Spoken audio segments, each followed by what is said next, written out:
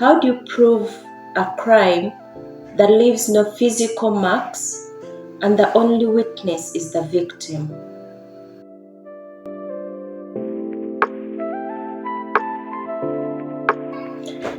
Welcome back, Life with Nurse Carol. Today I'm going to bring you one of those topics that people rarely share, especially if it's happening to them. And this is why domestic violence victims don't leave. You've had so many friends, sisters, brothers who are abused, but they've remained in those relationships, marriages for some time. Over and over, people have come up to give them the idea, to criticize them why they are not leaving, to give them a plan way out of those relationships. But you find that these ones are stuck into the relationship, and today I want to bring you why they never leave. Again, if you haven't subscribed, it's Life with Nurse Carol. This will be the time to hit your subscription button. So, let me tell you about the things we do for love. Crossing beyond set boundaries and persevering beyond necessary pain. Amidst this comes abuse. The question is, how do you prove a crime that leaves no physical marks and the only witness is the victim?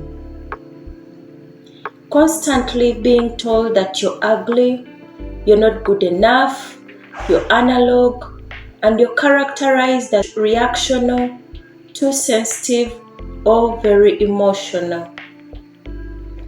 Abuse victims receive a lot of criticism and judgment from society, and many are blamed for staying in these kinds of relationships.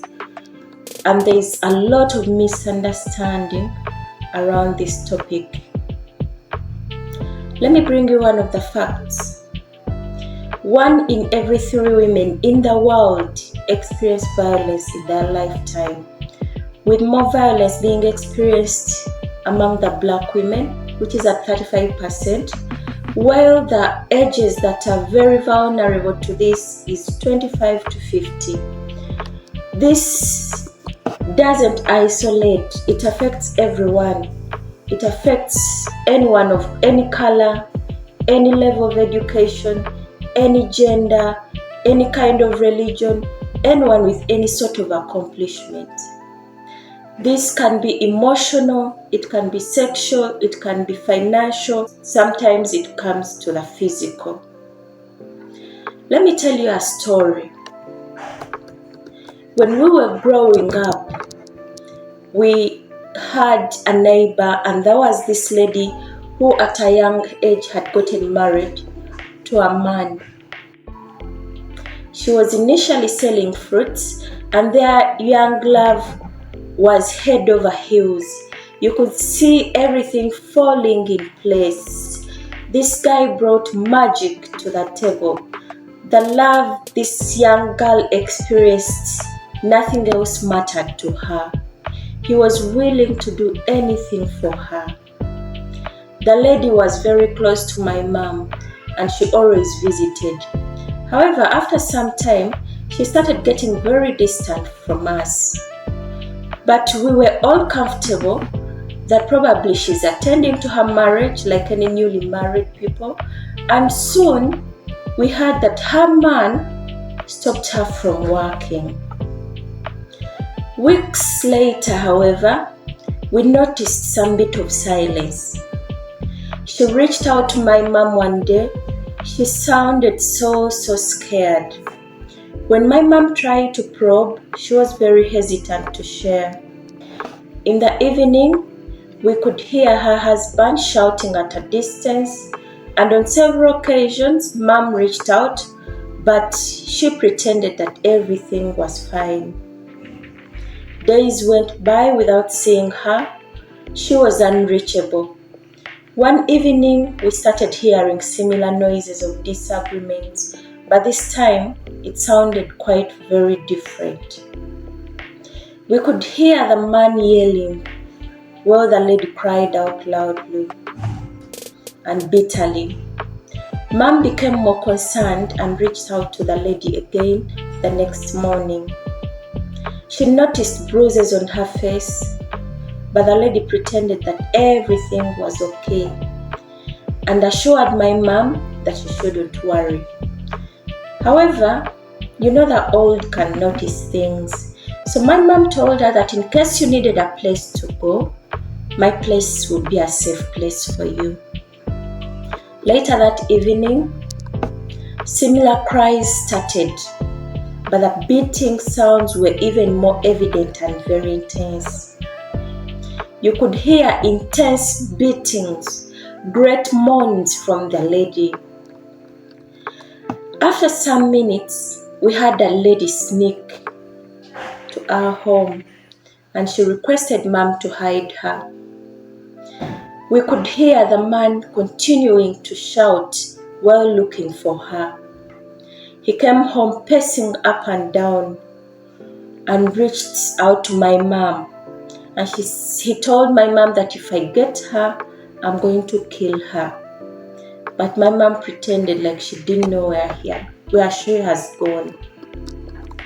The next day, my mom had to plan her exit and advised her to first go back to her parents' home in the meantime as she plans her way out of the relationship.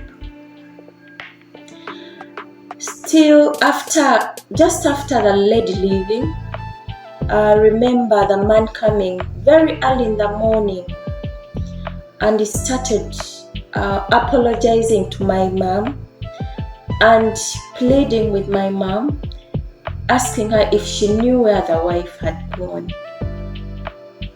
It was a sad story, and I just remember how he pleaded, how he said he didn't mean whatever happened. He was so sorry, he can never do that again, he loves his wife, and that went on and on. But my mother told him she doesn't know where the wife had gone. After a week, we saw Annette back. Her name was Annette. And this time, the love was so much even better than before. There was so much public display of affection on the village, like nothing can ever crack them again. They had this Romeo and Juliet story. It was very clear to everyone that it might have just been a one-off misunderstanding. However, weeks passed until we started noticing some cracks again. Annette started being rare, and every time you could meet her, she seemed very shy and very uncomfortable. It was long until the cycle of abuse repeated. And I must tell you that this went on and on and on. And at that age, I always asked myself, why doesn't she just leave this man? Because every other time he beat her, she ran to our place, she went to her home, the man came pleading, brought her back, displayed all that kind of affection. Just a few days after, the beating comes back again. Today I want to bring you why Annette couldn't leave her husband. It's very easy to ask such questions and stereotype the abuse victims when you're on the sidelines. But the truth is, most of the victims are unaware that they are being abused. Instead, they think it's their fault and hence try as much as possible to make things right. They also know that there is something wrong with the abuser, but they think they are able to fix that person and make them better. They also imagine that no one else understands the abuser like they do. So they are willing to endure anything and offer any kind of love and support to that person, thinking that they would get better. The first thing the abuser does to the victim is to crush her self-esteem, to ensure that she is fully isolated from any kind of social support. And with above, this relationship becomes a psychological love trap filled with manipulative trust and secrets, with violence at the climax. Someone there is still asking, but why? What's the magnet here?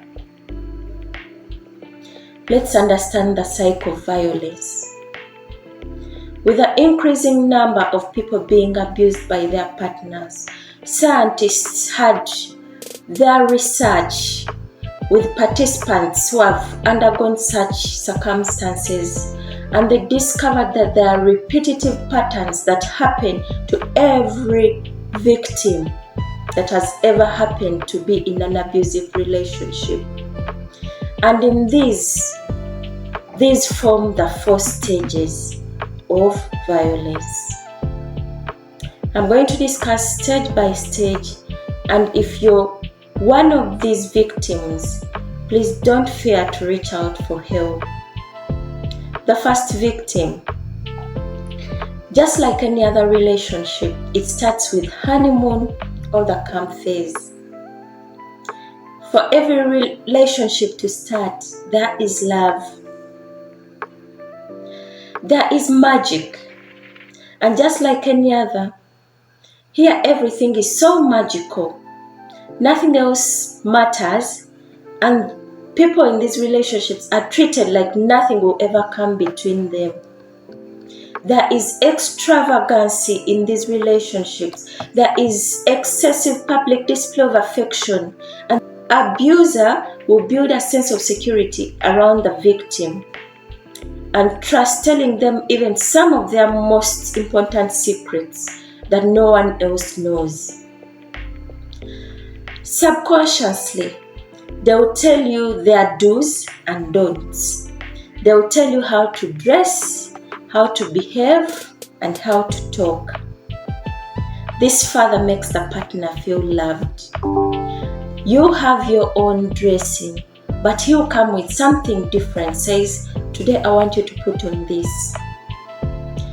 We are going to meet my friends, but please don't say this. We are going to this party, but don't talk too much. I don't expect you to be socializing.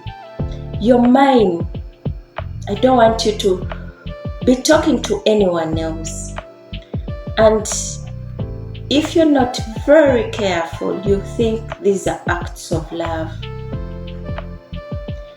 But slowly by slowly, you're moving into the next phase of violence. And that is the tension building phase. With time, everything starts to normalize. The true characters start manifesting gradually. You start to realize that you're not as special as you thought. Small things mount into very big disagreements as time goes on. Tension builds up between the lovebirds. Communication becomes compromised, and you start feeling like you're walking on eggshells. You start to rehearse what exactly to say that will not annoy this person. However, the more you try, the more things escalate, the more cracks that form, the deeper the cracks grow. Threats and warnings start coming up, and someone starts getting scared. You start noticing that this is not the same person that I fell in love with. And that's how the next phase comes in. The incident or explosive phase. Out of nowhere, there's an outburst of anger in form of physical and emotional abuse. This is done without any kind of remorse or consideration of the partner's emotions or feelings. This may take any form. It could be emotional, it could be sexual, physical, financial, but it's usually sudden. And the abuser is not remorseful. Instead, they point it to your direction that it is your fault. Shortly after that phase, there comes the reconciliation phase. After the incident has happened, the abuser tries to make up for his actions by manipulating the victim. He starts by admitting whatever he did, and he promises never ever to do it again. During his confession, he will, however, paint the victim as the source of the trouble silently, and he will reluctantly take the fall. It was your fault. If you had not done this, I wouldn't have done this. Silently, he will bring that up. And this, slowly by slowly, as he manipulates you continuously, you start thinking there is a new normal, there is a new person who made this mistake and they're willing to reform. And this marks the beginning of the new phase. And all seems very perfectly. And you get back to the honeymoon phase. This cycle can happen many times in a relationship. Each stage may last different amount of time, and the whole cycle may take hours to years to be complete. But be well assured that it will get complete and it will repeat itself. So why is it so hard to break this cycle? The victims are unaware. While you're on the sidelines criticizing them, why they haven't left, why are they enduring, we've given them options, they are not aware that they're being abused. They think it's some kind of love. They think they must be there to help this person because they know their deepest secrets. They know why they are acting that way. And so they feel responsible to stay. They develop the emotional sense of codependency. They start feeling like without me, this person will break down. I can't leave this person. I'm here to help. I started this relationship, so I must complete it. These people fear the sense of abandonment. They lack the exit strategy. Every other time you tell this person to leave this relationship, they ask you, but where will I go? How will I start? And what next if I leave? They don't have that exit strategy, and it is not obvious to them. It's also important to know that it's incredibly dangerous to leave an abuser, because it says that over 60% of the violence murders happen after the victim has left the relationship. So they are scared. So many people are stuck in these abusive relationships because they fear the cost of divorce. I've worked for this property now, I have to share it. Well, some people are stuck in these abusive relationships because of their children. But there is this society expectation where we go being married and the society expects the marriage to work whether you want it or not. Even when you report abuse, whether to your parents, to society, to church, they think it will go away. And in time, they are feeding into the abuser. What is your responsibility? The wounds created are too deep, and it takes a lot of work and courage to heal. But you and I can break the silence and tell everyone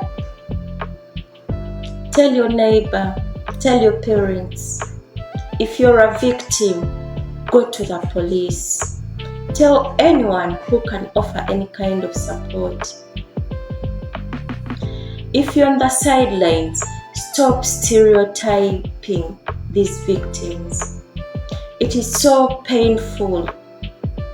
It is pain that can't be seen.